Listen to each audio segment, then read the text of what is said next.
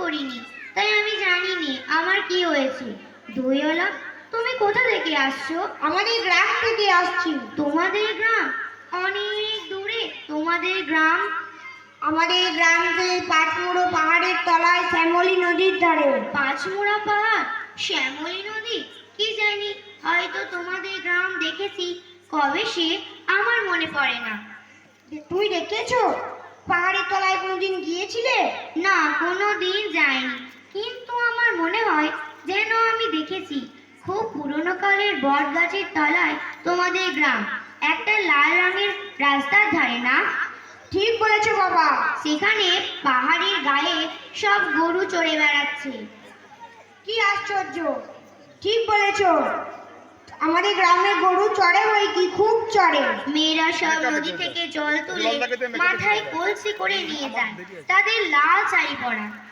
বাহ বাহ, ঠিক কথা। গয়লা পাড়ার মেয়েরা সব লাল পাড় শাড়ি পরে জল তুলে যায়, তা কি ঠিক জানি না, কিন্তু জল তুলে নিয়ে যায়।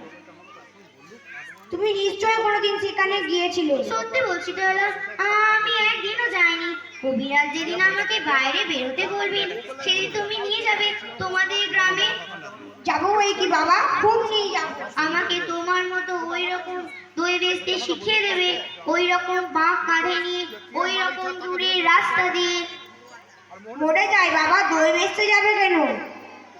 এত এত পুঁথি পড়ে পণ্ডিত হয়ে উঠবে বাবা। না না, আমি কখনো পণ্ডিত হব না।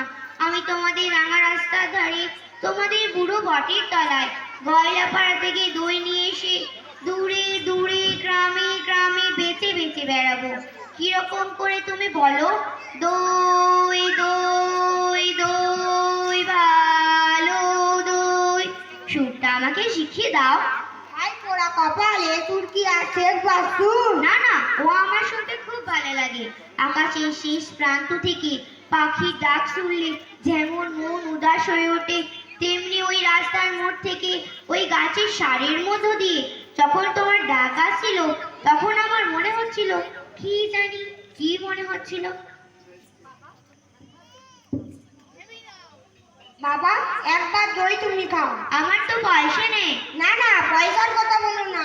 তুমি আমার একটু দই খেলে আমি খুব খুশি হব। তোমার কি অনেক দেরি হয়ে গেল? না না, কোনো দেরি হয়নি। দই বেচতে যে এত সুখ, তোমার কাছে শিখে নিলুম।